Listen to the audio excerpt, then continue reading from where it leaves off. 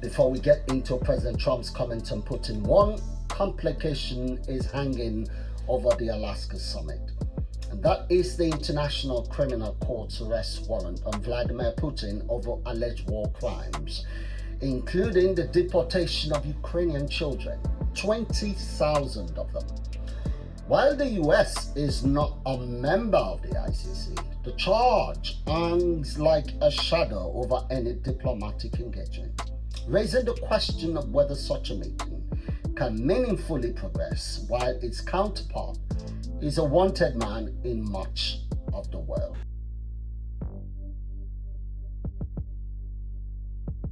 As President Trump prepares to meet Vladimir Putin in Alaska, the tone he has struck with journalists is notably unconventional, describing it as a fill-out session, one that in his own words could be a total flop. It's either a refreshing tone or a desperate lowering of expectations. In diplomacy, such framing can serve two purposes: to manage public perception or to create space for an unexpected breakthrough. It means if the Alaska meeting eventually is not successful, he could say, well, I told you so. If it turns out to yield positive results, then Trump can take credit. I'm Emmanuel Ere, and this is Global Perspectives. If you like this content, please put on notifications, subscribe, and do not miss out on any of our uploads. Follow the links in the description below so you can see our other playlists and follow our analysis in our newsletters. Thank you. Before we get into President Trump's comment on Putin, one complication is hanging over the Alaska summit, and that is the International Criminal Court's arrest warrant on Vladimir Putin over alleged war crimes, including the deportation of Ukrainian children, 20,000 of them. While the US is not a member of the ICC, the charge hangs like a shadow over any diplomatic engagement, raising the question of whether such a meeting can meaningfully progress while its counterpart is a wanted man in much of the world. But I thought it was very respectful that the president of Russia is coming to our country as opposed to us going to his country or even a third party place. But I think we'll have constructive conversations. Then after that meeting, immediately, maybe as I'm flying out, maybe as I'm leaving the room, I'll be calling the European leaders who I get along with very well. And, I have a great relationship, I think, with all of them. So you have to understand, this is a war that should have never happened. This is a war that wouldn't have happened if I were president. It would have never happened. It was the apple of his eye. I got along very well with President Putin. But if you look, under President Bush, they took a lot of territory. Under President Obama, they took a lot of territory. Under Biden, they essentially took the whole thing. It's just a question of time. Under Trump, you know what they took? Nothing. I was the one that said, you can't build your pipeline. That was half built.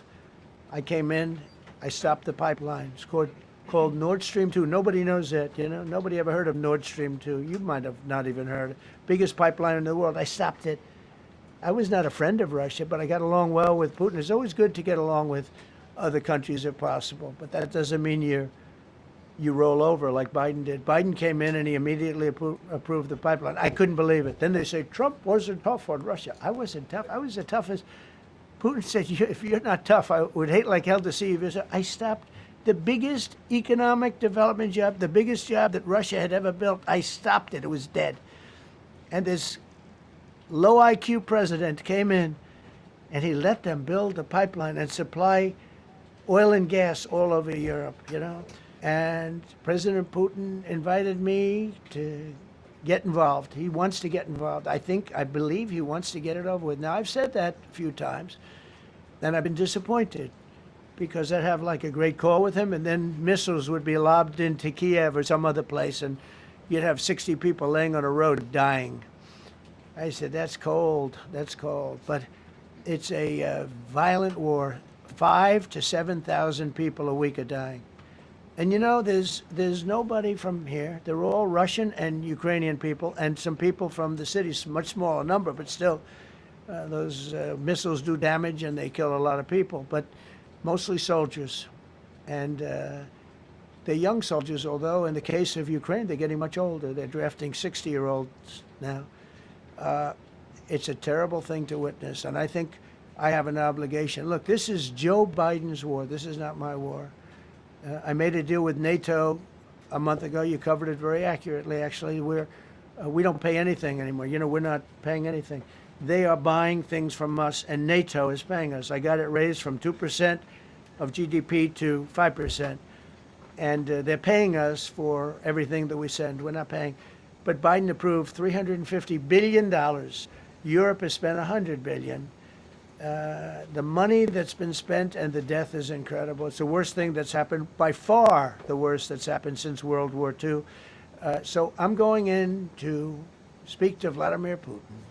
And I'm going to be telling him, you got to end this war. You got to end it. And he wasn't going to mess with me. This war would have never happened. You know, we had a discussion about it one time, and we never had that discussion again. Would have never happened. And when the election was rigged, and then Biden took office, which was barely took office, the auto pen took office, bad things started happening. Bad things, stupid things were said. And it ended up in a war. And you know, and I don't believe this will happen anymore because I have that pretty well covered. This could end up in a third world war. This could have been a third world war. I don't think that's going to happen now. There are 5 aspects of the proposed meeting in Alaska that I'd like to talk about here today. Number 1, the land swapping question. Trump's suggestion of possible land swapping as part of a Ukraine-Russia settlement is geopolitically significant. Historically, redrawing borders in Europe has rarely ended disputes. More often, it has entrenched them. And I get along with Zelensky, but, you know, I disagree with what he's done. Very, very severely disagree. This is a war that should have never happened, wouldn't have happened. But I'll be speaking to Zelensky. The next meeting will be with Zelensky and Putin, or Zelensky and Putin and me. I'll be there if they need, but I want to have a meeting set up between the two leaders.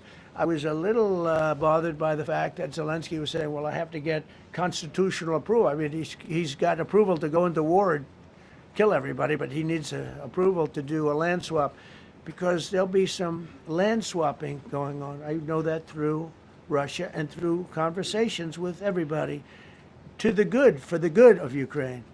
Good stuff, not bad stuff. Also, some bad stuff for both. So there's good and there's bad. But it's very complex because you have lines that are very uneven, and there'll be some swapping, there'll be some changes in land, and the word that they will use is, you know, they make changes. We're going to change the lines, the battle lines. Russia's occupied a big portion of Ukraine. They've occupied some very prime territory. We're going to try and get some of that territory back for Ukraine.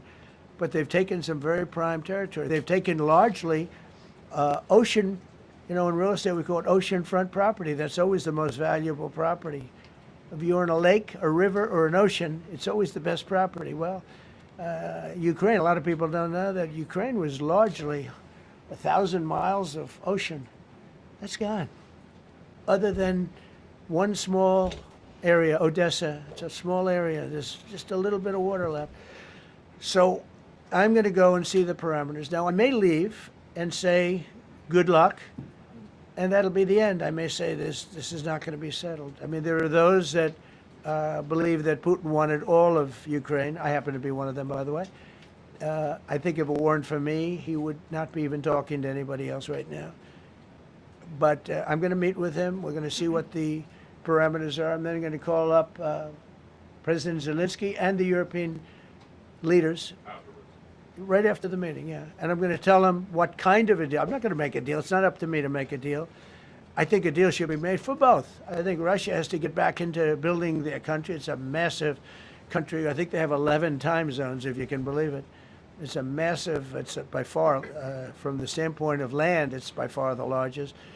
They have tremendous potential in Russia to do well. They're not doing well. Their economy is not doing well right now because It's been very well disturbed by this. It doesn't help when the President of the United States tells their largest or second largest oil buyer that we're putting a 50% tariff on you if you buy oil from Russia. That was a big blow. This line of thinking aligns with a transactional approach to diplomacy, but it presents the risk of legitimizing territorial gains achieved by force, something the post-1945 international order has tried to prevent. That said, President Zelensky has ruled out any possible ceding of territory to Russia, especially in areas like Donbass, where Russia has been making advances for ceasefire. Number 2, Ukraine's absent voice. The decision to exclude President Zelensky from the initial summit raises concerns about representation. Negotiating the future of Ukraine without its elected leader in the room risks undermining both the legitimacy of the process and Kyiv's agency in determining its own fate. This is a critical point, especially given Ukraine's current battlefield realities. Number 3, the humanitarian imperative. One of the least discussed but most urgent issues is the reported abduction of nearly 20,000 Ukrainian children to Russia, like I mentioned earlier. Any serious dialogue about peace must place humanitarian violations at the forefront. Not as an afterthought, the return of these children could serve as a genuine litmus test of Moscow's willingness to engage in good faith. I was all set to do things far bigger than that, but I got a call that they'd like to meet, and I'm going to see what they want to meet about. I'd like to see a ceasefire. I'd like to see the best deal that could be made for both parties. You know, it takes two to tango, right? So ultimately, I'll have a meeting next week. I had a great relationship with him, considering the fact that I was not nice to him because of the pipeline. I ended the pipeline. I also gave the javelins. Do you ever hear of a javelin? Javelin is called a tank buster. They say that Obama gave them sheets and I gave them javelins. If it weren't for me, all those tanks that were destroyed at the first days of the war because the tanks got stuck in the mud, some commander made a better. They would have been in Kiev in 4 hours going down the highway. But a Russian general made a brilliant decision to go through the farmland instead. And they just had torrential rains, and the rains were so bad, and it was mud, and those tanks got stuck in the mud. I don't know who that general is, but knowing Vladimir, he's probably not around any longer because all those tanks were stuck in the mud and they went along with the javelins. I gave them the javelins. You know that, right? I gave them javelins. They gave them sheets. But I'm going to meet with President Putin, and we're going to see what he has in mind. And if it's a fair deal, I'll reveal it to the European Union leaders and to the NATO leaders, and also to President Zelensky. I think out of respect, I'll call him first, and then I'll call them after. And I may say, lots of luck, keep fighting, or I may say we can make a deal. I will tell you this, I've seen a poll coming out of Ukraine. 88% of the people would like to see a deal made. And if you go back 3 years, everybody was gung-ho for war. Everybody's gung-ho for war until you have it. It's an amazing thing. I had it with a couple of countries where I couldn't get a deal done with one particular country. And I just couldn't. The guy's great. He's a friend of mine. Great. Good leader. Tough as hell. I couldn't get the deal done. And then he went into war for a short period of time. You know where I'm talking about. First term. And it was nasty. Guys being killed all over the place. And he went through 1 week of war, and I was able to get the deal done. He said, this is nasty. Yes. And number 4, European reaction. European leaders are approaching the summit with caution, and in some cases, outright skepticism. For them, the concern is twofold: that Washington might sidestep established alliances, and that any agreement reached without European input could shift the security balance of the continent in an unpredictable way. Then number 5, Putin's strategic advantage. While Trump frames the meeting as exploratory, Russia's ongoing military activity suggests that Putin enters these talks from a position of confidence. This could turn the Alaska summit into a strategic showcase for the Kremlin, unless the US side arrives with clear, non-negotiable objectives. Ultimately, this summit sits at the intersection of urgency and uncertainty. It could open the door to renewed diplomacy or inadvertently legitimize the very aggression it seeks to end. The world will be watching not just what is agreed in Alaska, but who is at the table and whose interests are truly represented. See you next time.